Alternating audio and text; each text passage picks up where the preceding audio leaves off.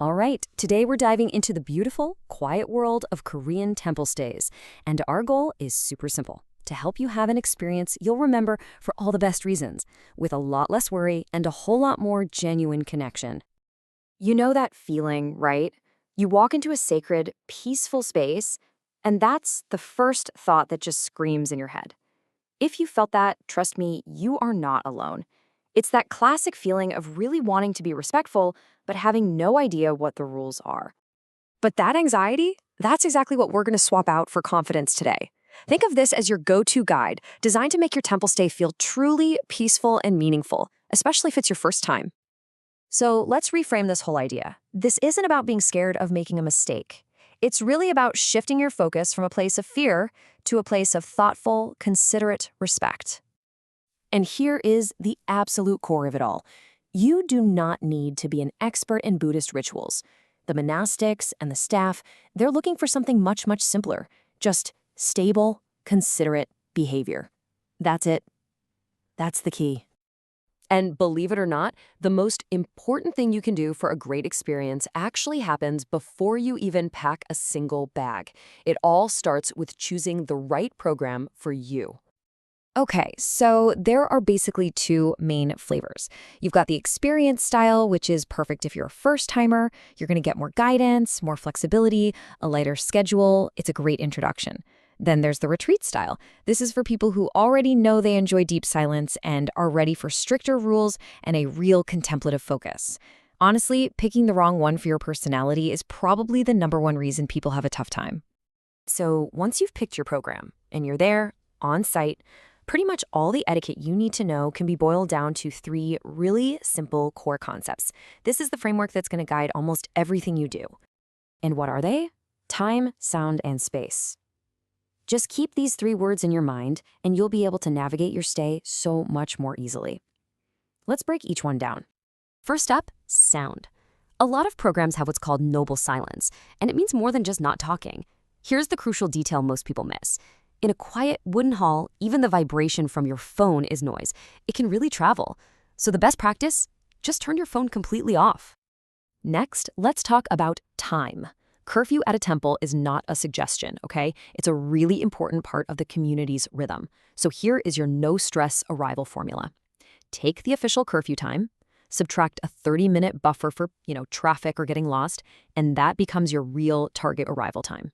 It's so simple, but it prevents the most common and awkward mistake. And finally, we have space. When you approach any hall or building, don't just walk right in. Just pause for a second. Your first move is to scan the entrance for shoes.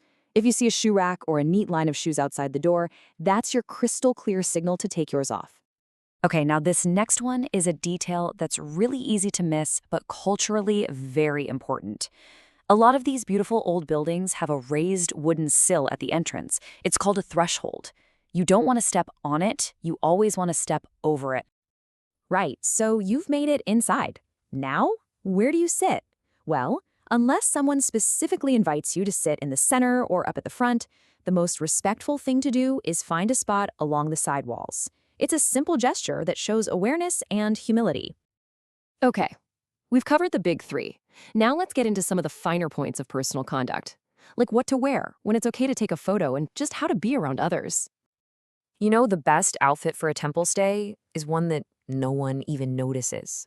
The whole idea is quiet clothes for a quiet space. So just run through this little mental checklist. Are my shoulders and knees covered? Is any of my jewelry going to jingle or make noise? Am I wearing any strong perfumes? And this is a good one. Did I pack clean socks since I'll be shoeless indoors? This brings us to photos. Look, during a chant or a meditation session, even a silent phone camera can really pull people out of the moment. The best advice is this. Some moments are just meant to be experienced, not captured. Choosing to put the camera away will often give you the most powerful memory of your entire stay. But what if you do make a mistake? It happens. We're all human. The fear of messing up is real, but learning how to recover gracefully is a skill. And it's so much simpler than you think. Let me tell you a quick true story. There was a first-time guest from Seattle. She was totally exhausted from her job, and she saw this absolutely beautiful light down a hallway. So she slipped past a rope barrier just to get one quick photo. A volunteer very gently stopped her. And her reaction was so understandable. She just froze, completely mortified, apologized over and over, and looked like she was about to cry. We've all been there, right? That feeling of panic. But the volunteer's response was just pure grace. They bowed slightly and said, "One apology is enough. Thank you for understanding."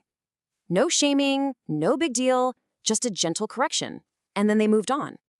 And that little interaction teaches such a powerful lesson. One mistake doesn't define your stay. Not at all. It's what you do next that matters. That guest's consistent, respectful behavior for the rest of her stay is what really left an impression. So if you make a mistake, here's your script. It's short, it's clear, it works every time. Just say, "I'm sorry, I misunderstood, I'll follow the rule now." That's it. You apologize once, you show you get it, and you immediately change your behavior. Trust is rebuilt in an instant. And that really brings us right back to the central theme here. The whole point of a temple stay isn't to give a flawless performance. It's about showing steady, consistent care for the space and for the people who are sharing it with you. So, I'll leave you with this final thought. When you prepare with these simple rules, when you focus on time, sound, and space, you're not just learning etiquette, you're actually freeing up your mind. So what happens to your experience when you can finally trade all that anxiety for a calm, quiet awareness?